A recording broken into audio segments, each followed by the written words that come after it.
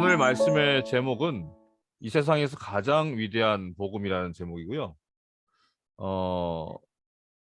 주제 말씀은 로마서 1장 1절부터 17절까지 말씀인데, 네, 읽기는 일, 일, 1절부터 16절하고 17절만 읽겠습니다. 네, 16절과 17절 띄워드릴게요.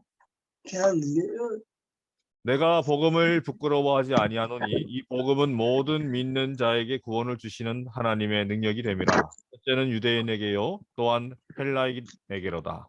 복음에는 또 하나님의 의가 나타나서 믿음으로 믿음에 이르게 하나니 기록된 바 오직 의인은 믿음으로 말미암아 살리라 함과 같으니라. 자, 여러분 로마서 하면 어떤 생각이 떠오르시나요?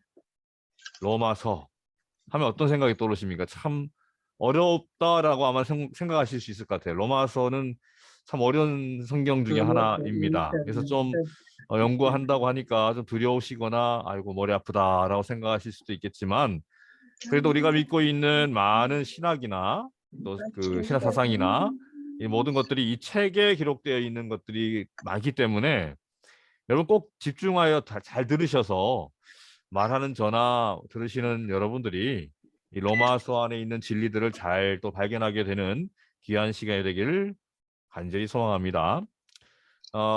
로마서는 성경 66권 중에서도 참 특별한 책이라 할 수 있습니다. 서두에 말씀드린 것처럼 로마서는 참 어려운 책이기도 하고요. 또한 참 중요한 책이기도 합니다. 역사적으로 보게 되면 성 어거스틴 들어보셨을 거예요. 어거스틴, 또 마르틴 루터, 종교개혁 마르틴 루터, 존 칼빙, 존 웨슬리, 감리교 창시자, 이러한 위대한 사람들을 변화시켰고 또 그들에게 하나님의 일들을 할 수 있도록 가치와 동기가 되었던 책입니다. 그래서 여러분 이 세상의 역사가 어쩌면은 이 책으로 인해 바뀌고 이 책으로 조율되었다 할 수도 있을 만큼 정말 놀랍고 엄청난 책이 바로 이 로마서라는 것이죠. 자, 여러분, 그래서 어떤 사람들은 이 로마서를 가지고 뭐라고 하냐면 뭐 성경을 하나의 반지로 비유합니다. 성경을 하나의 반지로 비유한다면 이 로마서를 그 반지에 박혀 있는 보석이다라고 말하기도 합니다. 로마서 전체가 반지라면, 로마서 전체가 반지라면 그렇게 말하기도 합니다. 아무튼 여러분, 로마서는 로마 교회에 보낸 사도 바울의 편지입니다. 그런데 로마 교회라 하면 여러분 어떤 느낌이 드시나요? 로마 교회. 여러분 만약 여러분 저 미국의 수도는 어디입니까? 미국의 수도? 워싱턴 DC죠? 네, 워싱턴 DC입니다. 미국의 수도죠. 여기에 다 뭐 백악관도 있고 뭐 그렇죠. 아무튼 그런데 그러나 여러분 세계의 수도가 어디냐라고 질문한다면 보통 많은 사람들이 뭐라고 하냐면 유엔 본부가 있는 뉴욕시티를 이야기를 많이 합니다. 뉴욕 맨하튼 뭐 이렇게 이야기를 하기도 합니다. 그 옛날 사도 바울 당시에 전 세계 수도는 어디였을까요? 그렇다면 사도 바울 당시에 전 세계 수도, 네, 로마였습니다. 그죠? 모든 길은 로마로 통한다라는 말이 있는 것처럼 당시 전 세계의 수도는 로마라고 할 수 있었습니다. 그 전 세계의 수도, 많은 그 큰 그 수도, 그 전 세계의 그 중에서도 이제 수도라고 불렸던 그 로마에 있는 교회. 여러분 참 이 로마 교회는 참 대단한 교회일 것 같지 않습니까? 엄청난 건물과 함께 수많은 그 신도들이 평안한 시설에서 자유롭게 예배드리는 뭐 그러한 교회로 여러분 연상되지 않으십니까? 그러나 여러분 아시겠지만 로마 교회는 결코 그런 교회가 아니었습니다. 뭐 여러분들도 아시다시피 역사를 통해서 들어보셨겠지만 로마 교회는 역사상 가장 비참한 고난 가운데 있었던 교회가 바로 로마 교회였습니다. 로마 교회는 이 사진에서 보는 것처럼요, 지하 무덤이었습니다. 지하 무덤. 313년, AD 313년 콘스탄티누스 황제로부터 이제 기독교가 이제 공인을 받았죠. 이 공인을 받기 전까지는 AD 100년부터 계속해서 그 전까지도 그 전에도 그랬지만 거의 한 200년 넘도록 거의 300년 가까이 엄청난 박해를 받았습니다. 로마로부터 엄청난 정말 매서운 박해를 받았습니다. 그래서 이 카타콤이라는 지하 무덤이에요.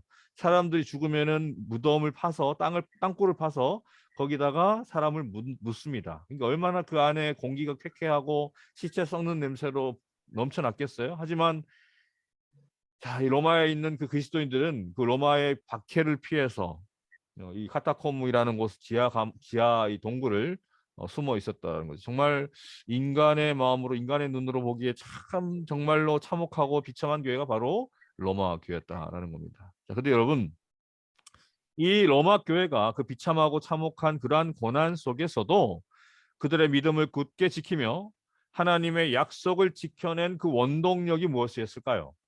그 원동력이 무엇이었겠습니까? 네. 그 원동력이 뭐 여러 가지가 있었겠지만 그 원동력 중에 하나가 바로 오늘부터 연구하고자 하는 이 바로 로마서라는 겁니다. AD 57년경이죠. 사도 바울이 로마 교회에 보낸 이 편지 내용으로 덕분에 그 내용에 그 기반된 많은 그 신학 사상으로 말미암아 그들이 마음의 용기도 가지고 그 복음으로 힘을 얻고 그러므로 그들이 그 무수한 그런 핍박 가운데서도 그들이 믿음을 지켜낼 수 있었다라는 거죠. 지금 화면에 보이는 이 좀 화질이 안 좋지만 이 책이 바로 로마서 원본을 사본입니다. 사본인데 그 사도 바울 시대의 사본입니다. 그러니까 그 카타콤에서 쓴 책이겠죠. 자, 아무튼 여러분 그 그리스도인에게는 엄청난 하나님의 복이 주어져 있습니다. 근데 참으로 안타까운 것은 우리 모두 하나님의 복을 우리가 소유하고 있지만 그 가치를 우리가 잘 깨닫지 못하고 살아간다는 거죠. 이 하나님의 복은 이 세상에 그 어느 누구도 부럽지 않고 내가 어떠한 형편에 처해진다 할지라도 감사할 수 있게 되며 또 모든 사람에게 나누어 주고 싶은 것이에요. 여러분 그 하나님의 복이 뭘까요? 하나님이 우리에게 주신 그 복이 뭘까요? 네, 바로 그 나누어 주고 싶어지는 그 복이 바로 복음이다라는 겁니다. 굿뉴스.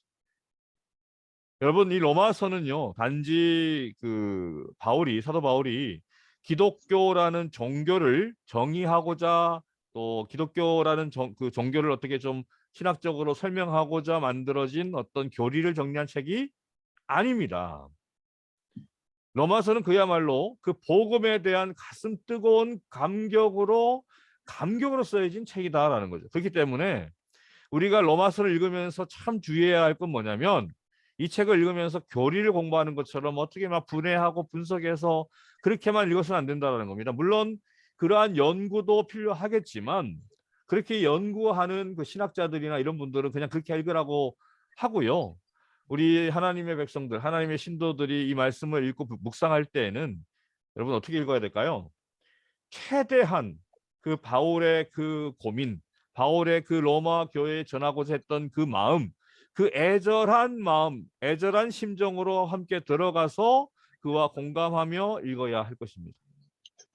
이 바울의 구원의 감격, 네, 주님을 향한 십자가의 사랑을 함께 경험하고자 하는 마음으로 여러분 이 책에 이번에 이 책을 함께 연구하시고 또 개인적으로 또 읽으셔서 또 이 시간을 통해서 함께 또 로마서를 나누시면서 여러분들 깊은 또 감격과 감동과 또 신학적 깨달음을 또 얻어가시는 시간이 되기를 간절히 소망합니다. 자, 로마서의 특징 중 하나가 뭐냐면 인사말이 유난히 길다라는 거예요. 인사말이 참 유난히 깁니다. 다른 그 바울이 쓴 편지들 보게 되면 뭐 데살로니가 전후서나 에베소서나 골로새서나 뭐 빌립보서, 빌레몬서 뭐 쭉 하면서 13개의 그 서신이 있지 않습니까? 아무튼 그 책들을 보게 되면 보통 통용되던 헬라 문화의 영향 때문에 반드시 뭐 1절에서 2절 정도의 그 분량으로 맨 먼저 발신인에 대한 그 정보가 나오고요. 다음에 수신인에 대한 얘기가 나오면서 한 두 절 정도로 해서 이제 안부를 묻고 전하는 그런 인사말이 항상 나와요. 읽어보시면 아마 발견하게 되실 겁니다. 그래서 다른 그 바울 서신의 서두를 보게 되면 뭐 은혜와 평강이 너에게 있기를 원하노라 하면서 거의 똑같은 패턴으로 등장하고 있습니다. 근데 여러분 여기 이 로마서만큼은 그 바울의 인사말이 1절부터 7절까지 있어요. 무려 7절까지 있습니다. 다른 그 서신을 보게 되면 1, 2절이나 한 절에만 이렇게 나와 있는데 로마서는 무려 7절을 통해서 기별을 묻고 있는 안부를 묻고 있는 안부 인사말로 구성되어 있다라는 거죠. 여러분 왜일까요? 왜 바울은 유독 로마 교회에 대한 인사말만 그렇게 길게 기록을 했을까요? 여러분 한번 성경을 찾아서 한번 보시기 바랍니다. 로마서 1장 1절부터 7절까지의 그 인사말. 그 인사말 중에 1절과 7절, 그러니까 2절에서 6절까지의 말씀을 빼고요. 이 화면에 나와 있는 것처럼 2절과 6절까지만 조금 시커멓게 놨는데요. 그 부분만 조금 빼고 1절과 7절만 어려 붙여서 보게 되면 전형적인 바울의 다른 서신에서 보는 것처럼 그 인사말이 그대로 나옵니다. 그렇게 한번 읽어볼까요? 네, 1절이죠. 예수 그리스도의 종 바울은 사도로 부르심을 받아 하나님의 복음을 위하여 택정함을 입었으니, 여기 발신이 나옵니다. 그죠? 발신이 나오고 그다음에 7절에 로마에서 하나님의 사랑하심을 입고 성도로 부르심을 입은 모든 자에게 하나님 우리 아버지와 우리 주 예수 그리스도를 쫓아 은혜와 평강이 있기를 원하노라 하면서 여기 수신인에 대한 그 나오죠. 로마 사람들, 로마 교인들. 자, 그러면서 전형적인 바울의 그 다른 서신들에 나오는 그 인사말이 그대로 등장합니다. 자, 그렇다면 여러분 그동안 어디에도 없었던 패턴, 그동안 다른 그 바울 서신에는 없었던 그 패턴인 그린 2절에서 6절까지의 그 말씀을 왜 사도 바울이 유독 로마 교회만 더 첨가해서 기록해 보냈을까요? 그 이유가 뭘까요? 한번 생각해 보시기 바랍니다. 네, 다른 어떤 데서는 없는 그 패턴의 글을 로마 교인들한테는 이렇게 보냈어요. 길게. 여러분, 누구나 평소에 하는 말을 좀 더 길게 나타내고자 좀 이렇게 할 때는 어떨 때 이렇게 길게 얘기합니까? 보통 강조하려고, 그죠? 강조하기 위해서 그렇게 합니다. 저도 지금 강조하려고 그냥 강조하기 위해서입니다 뭐 하면서 이렇게 말 끝내지 않고 이런 식으로 길게 질질 끌면서 얘기하지 않습니까? 네, 강조하려고 그러는 거예요. 강조하려고. 여러분 그렇다면 사도 바울이 어떤 강조를 하려고 이렇게 길게 또 글을 늘려서 말을 했을까요? 오늘 이 부분만 좀 이야기를 하고 좀 말씀을 나누려고 하는데요. 자, 여러분 이 사도 바울이 로마서 서두에서 그렇게 강조하고자 했던 건 뭐냐면 좀 길게 이야기하면서 그렇게 강조하려고 했던 그 기별이 뭐냐면 바로 첫 번째가 뭐냐면 오늘 말씀의 주제인 복음이라는 겁니다. 복음. 여러분 1, 2절 말씀을 한번 볼게요. 자, 1, 2절. 예수 그리스도의 종 바울은 사도로 부르심을 받아 하나님의 복음을 위하여 택정함을 입었으니 이 복음은 하나님이 선지자들로 말미암아 그의 아들에 관하여 성경에 미리 약속한 것이다 라고 말씀하고 있습니다. 자, 여러분 여기 2절에서 제가 노란 글씨로 해놓은 그 복음, 여기서 복음을 강조하고 있죠. 예, 복음을 강조하고 있죠. 여기 여러분이 이 복음이란 말이 헬라어의 원어에는 뭐라고 되어 있냐면 헬라 원어 뭐냐면 이 단어입니다. 유앙겔리온이란 단어예요. 유앙겔리온. 예, 밑에 노란 글씨로 되어 있죠. 이 뜻이 기쁜 소식입니다. 말 그대로 기쁜 소식. 우리나라 말 복음도 복스러운 음성이란 뜻이잖아요. 한마디로 기쁜 소식이란 뜻입니다. 같은 뜻이에요. 자, 근데 여러분 여기 유앙겔리온, 헬라어로 복음이라는 이 단어는 원래는요. 자, 원래는 신학적인 용어가 아니에요. 교회에서 통용되는 종교적인 용어가 아닙니다. 이 유앙겔리온이라는 단어는요. 당시에 황제 숭배, 네, 황제를 지칭하고 황제와 관련된 말을 할 때에만 사용되던 단어였어요. 황제를 지칭하던 말이었어요. 예전에 옛날에 네, 20세기 초에 지금은 이제 터키의 땅이 된 그 프리에네라는 지방에 주전 9년쯤에 새겨진 비문이 하나 발견됩니다. 이 좀 흐리지만 아무튼 위에 있는 이게 비문인데요. 이 비문이 발견됐는데 이 비문의 내용이 뭐냐면 바로 밑에 있는 영어 이겁니다. 예. 더 프리에네 인스크립션 해가지고 이제 비문의 내용이 영어로 적혀 있는데 이게 오른쪽으로 제가 번역한 건 아니고요. 아무튼 번역되어 있는 건데 읽어볼게요. 우리 삶의 전부를 주장하며 우리에게 열정과 관심을 보이는 신의 섭리, 심이 아니라 신의 섭리는 아우구스투스를 통해 가장 완벽한 인간 삶의 완성을 주었다. 신은 그를 인간에게 유익을 주는 덕으로 충만케 했으며 그는 우리와 우리의 자손들을 위한 구원자로 보내심을 받은 사람이다. 그를 통해 전쟁이 그쳤으며 온 세상에 질서가 생겨났다. 그 신 아우구스투스 탄생일은 온 세상을 위한 복음의 시작이었다. 어디서 많이 들어본 어떤 그런 구절 같죠? 여기에 아우구스투스 빼고 우리 예수님을 넣으면은 그대로 또 우리 복음서가 됩니다. 그죠? 이 원래 이 말은 그러므로 이제 복음서나 여러 가지 성경에 나오기 전에 이 이저 요한겔리온이나 이런 단어는 바로 로마의 황제를 찬양하던 그러한 단어였다라는 거예요. 요한겔리온. 자, 그런데 그 내용을 이제 사도 바울은 그 황제를 칭할 때 사용되던 그 유앙겔리온이란 단어를 로마서 서두에 온 세상에 복음이 되는 분은 결코 인간 아우구스투스나 뭐 다른 로마의 황제가 아니라 누구시다라는 거예요. 오직 예수 그리스도 뿐이시다라는 거예요. 오직 예수님만이 하나님께서 우리에게 보내신 유앙겔리온이다라는 거예요. 그 사실을 확증하고 있는 대목인 겁니다. 자, 그러니까 여러분, 이 로마의 교인들, 그러니까 즉 나면서부터 로마에 살면서 로마가 외치고 있는 그 황제를 가리켜 유앙겔리온이라고 복음이라고 하는 것에 익숙한 그 로마 교인들에게 그 유앙겔리온이라는 복음이란 단어를 사용해서 사도 바울은 뭐라고 하고 있는 거예요?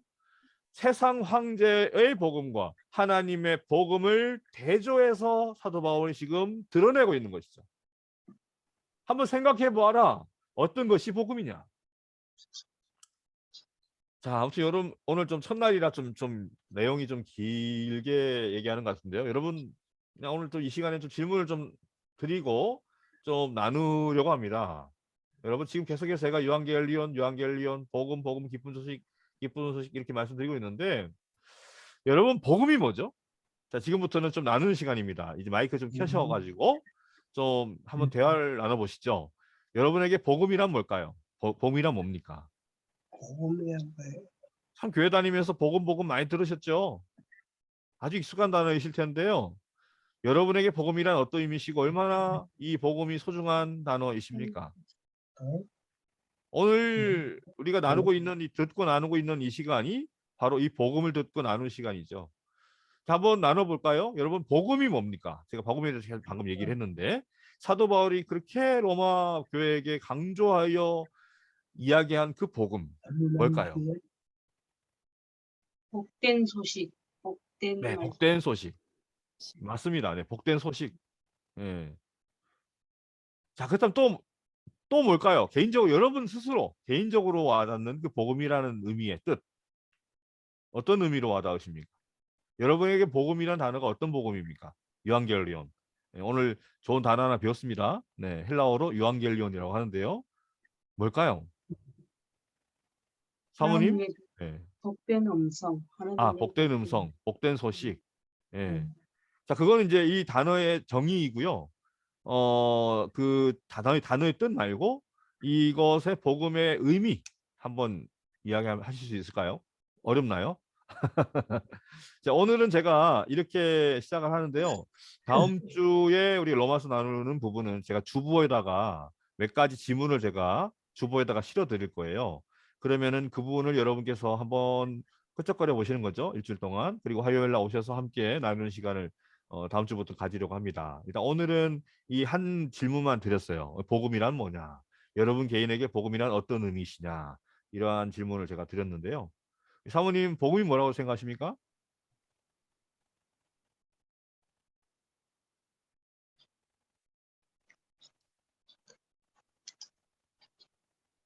안 들려요. 왜 소리가 꺼져 있나 본데요?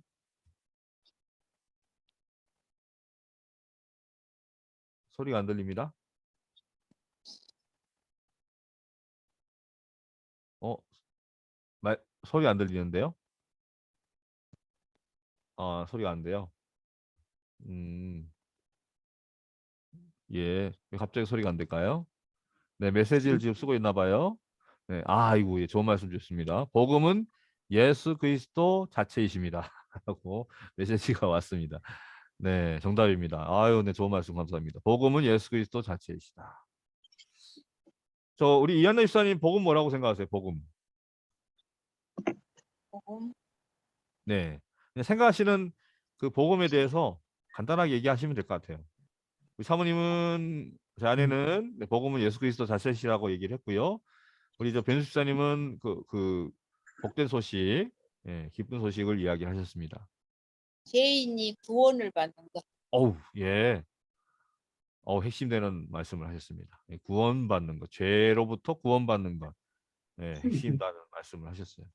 제가 그러면 이제 복음이 뭔가를 좀 정의만 좀 내리고 오늘 말씀을 좀 마칠게요. 자, 여러분, 이 복음이란 뭐냐? 이 복음이란 첫 번째 한 6가지로 한번 얘기를 해보려고 해요. 복음이 6가지. 좀 많긴 많죠. 하지만 좀 뭐 다 아시는 내용이긴 하지만 복음이 뭐냐? 6가지 한번 얘기해 보겠습니다. 첫 번째는 복음은 영원으로부터의 계기다라는 겁니다. 이게 무슨 말이냐면은 예수님이 성경에 예언된 대로 예수님께서 우리의 죄로 인해 대신 돌아가셨다라는 거예요. 그러니까 이거는 실행 이전에 계획이 먼저 있으셨다는 거죠. 하나님으로부터 준비되어 있던 일이 일어났다라는 겁니다. 그러니까 계획이었다라는 거예요. 이 대단한 일인 거거든요. 하나님께서 계획하셔서 그 계획을 실행하셨다라는 거죠. 자, 복음은 영원으로부터의 계획이다. 자, 두 번째, 복음은 역사적인 사건이라는 겁니다. 이게 어떤 뭐 신화나 어떤 그냥 이야기나 어떤 이런 것들이 아니라 역사적으로 분명하게 일어났던 사건이다라는 겁니다. 많은 사람들이 이 예수님을 역사적인 사건을 의심하는 사람도 있었어요. 하지만 여러 그 역사가들이 예수님의 어떤 사건들 또 기독교의 어떤 발현들 이런 것들을 그대로 다 문서화를 했기 때문에 복음은 역사적인 사건이라는 것은 분명한 팩트라는 것이죠. 실제로 예수님께서는 역사적으로 오셔서 십자가에 죽으셨습니다. 세 번째, 복음은 성취, 실현이라는 겁니다. 이게 무슨 말이냐면 복음이 성취되기까지 하나님과 아들 사이에 어떤 그러한 일들이 일어났다라는 겁니다. 뭐냐면 바로 죗값이 아까 우리 이한나 집사님 말씀하신 것처럼 죗값이 지불되었어요. 그리고 뭐가 실현된 거예요? 하나님의 의가 발현된 겁니다. 하나님의 의가 나타난 것이죠. 예수님의 십자가로 말미암아 그걸 복음인 거예요. 그 예수님으로 말미암아 완전한 순종이 실현되었고요. 우리 인간이 했어야 할 그 순종, 완전한 순종이 우리의 형님 되시는 형님으로 표현되어 있잖아요. 우리 예수님께서 첫째 아담으로 둘째 아담으로 오셔서 순종이 실현되었고 그러므로 그분이 완벽한 속죄물이 되신 것입니다. 일시적인 속죄물이 아니라 완전한 속죄물이 되신 것이죠. 자, 그리고 네 번째 뭐냐면 복음은 값없이 주어진 선물이다라는 겁니다. 복음은 이 세상에 값없이 주어진 선물. 만일 예수님이 이루신 구원이 우리에게 값없이 주어진 것이 아니라면 여러분 복음은 무의미한 것입니다. 무의미한 것이 되고 말아요. 만약 구원이 믿음이 아닌 행위로 얻어지는 것이라면 복음은 복음이 아닌 것일 것입니다. 오직 믿음으로, 그죠? 우리가 우리가 자신이 착한 일하고 좋은 일을 해서 우리가 구원을 얻는다. 그건 아닌 것이죠. 오로지 우리가 주님의 그 십자가를 믿음으로 하나님께로부터 우리가 선물을 받는 것입니다. 자, 여기까지 지금 첫 번째부터 네 번째까지 정리해서 다시 말씀드리면 첫 번째 복음 뭐예요? 하나님의 영원한 계획이셨고요. 자, 두 번째는 뭐예요? 그 사건이 역사적으로 분명히 이루어졌고요. 세 번째, 이의 성취와 함께 네 번째, 믿음만으로 얻을 수 있는 선물로 우리에게 주어졌다라는 겁니다. 자, 여러분 여기까지 네 번째까지의 복음을 증거했는데 이해 가시죠? 자, 그렇다면 여러분 다섯 번째가 뭘까요? 다섯 번째가 참 중요한데요. 바로 복음은 개인적으로 적용해야 한다라는 겁니다. 여러분 이제 그분의 선물을 그냥 아는 지식이 아니라 그냥 흘러가는 것이 아니라 내 개인의 것으로 적용해야 한다라는 것이죠. 여러분 선물을 받는 것과 이것을 내게 적용하는 것은 같은 게 아닙니다. 하나님께서는 내가 알기도 전에 나를 위해 엄청난 것을 하셨고요. 이제는 내가 바로 그것을 믿음으로 죄사함을 받고 믿음으로 의롭다함을 우리가 스스로 입어야 된다라는 거예요. 이것이 바로 복음의 본질적인 부분입니다. 여러분 아무쪼록 복음을 여러분의 것으로 적용하시길 바래요. 그냥 우리는 그저 복음을 성취된 것까지만 생각합니다. 거기서 멈춘다라는 거죠. 여러분 그러면 안 됩니다. 우리는 보통 용서받은 것으로 만족하고 거기서 멈추고는 세상을 향해서 그렇게 외치죠. 여러분 복음이 있습니다. 기쁜 소식입니다. 들으세요. 예수님께서 2000년 전에 이 땅에 오셔서 다 이루셨습니다. 십자가에서 그분이 죽으심으로 여러분의 죄가 다 용서함을 받았습니다. 그렇게 외치는 것으로 끝나요. 근데 여러분 그렇게 되면 그렇게만 돼서는 안 된다라는 거죠. 그래서 여러분 마지막 6번째가 필요한 겁니다. 마지막 6번째 뭐냐면 바로 복음은 우리를 하나님께 나가기 위한 것이다라는 거예요. 우리를 하나님께 나가는 길이라는 것입니다. 여러분 하나님이 여러분에게 어떠한 분이신가요? 우리 예수님이 여러분에게는 어떠한 분이십니까? 정말 그분이 여러분 삶 가운데 여러분들 마음 가운데 정말 소중한 분이십니까? 여러분 아무쪼록 여러분이 용서받은 것으로 끝내지 마시기 바랍니다. 이 복음이라는 것이 용서받은 것이다라는 것이 맞아요. 우리의 죄에서 용서받고 구원받은 것이라는 것이 맞습니다. 그러나 여러분 복음이란 내가 의롭게 된 것으로 내가 용서받았다는 것으로 끝나는 것이 아니에요. 단지 우리가 복음이 예수님의 십자가를 통해서 우리가 하늘나라 가게 되었다라는 것으로 끝나는 것이 다가 아닌 것입니다. 그 모든 것을 다 부수적인 것들이에요. 하늘나라, 구원받음, 용서받음, 의롭게 됨 이 모든 것들은 다 부수적인 것들 뿐이에요. 뭐가 핵심이에요? 뭐가 최종입니까? 바로 우리가 하나님 아버지를 바라보고 그분을 알며 그분과 함께 하는 것입니다. 그리하여 그분께 우리의 삶을 통해서 영광을 돌리는 거예요. 우리의 모습을 통해 그분을 영광 돌리는 겁니다. 그것이 복음의 핵심되는 우리의 삶이 되어야 한다라는 것이죠. 그럼 아무쪼록 여기 모이신 듣고 계신 우리 모든 순천참빛교회 우리 성도님들께서는 그냥 계속 맨날 듣는 그 복음 하면서 아 복음은 소중하지, 복음은 선물이지, 복음은 중요한 것이지, 물론 그 아는 것이 중요하지만 그것으로만 끝나지 마시고 아무쪼록 이 복음을 통해서 우리 아버지 하나님께 가까이 나아가는 여러분의 삶이 되기를 간절히 소망합니다. 자, 그래서 이제 이번에 이 로마서를 통해서 듣는 그 모든 그 말씀들을 통해서 그냥 지식으로만 받아들일 것이 아니라 정말 그랬으면 좋겠어요. 이것을 통해서 우리가 정말 진실로 예수님을 발견하고 예수님 안에 거하게 되는 그러한 귀중한 그러한 시간들로 우리가 살아갔으면 참 좋겠다는 생각이 듭니다. 자, 여기까지 오늘 로마서 첫 번째 강의를 마치고요. 다음번엔 두 번째 시간으로 1장 계속 마무리 짓도록 하겠습니다. 아무쪼록 로마서도 좀 잘 읽으시고 그렇게 하시길 바라겠습니다. 제가 기도하고 순서를 마치도록 하겠습니다. 다 함께 기도하겠습니다.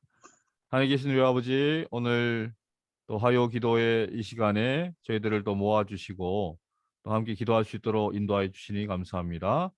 또한 로마서를 통해서 또 귀한 은혜를 받게 하시고 또 주님께서 우리에게 주신 그 복음이 어떤 것인지를 또 함께 나눌 수 있도록 인도하여 주시니 감사합니다. 로마서를 통해서 은혜 받게 도와주시고 또 저에게 주어진 그 귀한 값이 주어진 그 은혜인 복음을 저희들 소중하게 생각하게 하시고 그 복음을 들고 세상으로 나아갈 수 있는 저희들 되게 하여 주시고 그 복음으로 더욱더 주님께 나아가며 주님을 바라보며 주님과 함께 살아가는 삶이 되게 주님 도와주시옵소서. 우리 모든 순서삼위교회 성도들에게 은혜 더하여 주시고 삶이 변화되게 하시고 말씀으로 변화되게 하시고 주님께 언제나 가까이 나아갈 수 있는 우리 모든 성도들이 될 수 있도록 우리가 무릎 꿇고 항상 기도하는 주의 신실한 백성들 되게 도와주시옵소서. 이 교회가 주님의 피로 사신 교회임을 우리가 잊지 않게 하여 주시고 이 교회가 이 지역의 등대가 될 수 있도록 도와주시고 더욱더 저희가 힘내어서 주의 말씀과 주의 사랑을 전하는 저희 주님 몸된 교회가 될 수 있도록 도와주시옵소서. 이 시간 남은 시간도 함께 하여 주시고 다음 안식일을 맞이하여서 함께 만날 때까지 주님 저희 삶을 지켜주시고 동행하여 주시옵기를 예수님의 이름으로 기도드리옵나이다. 아멘.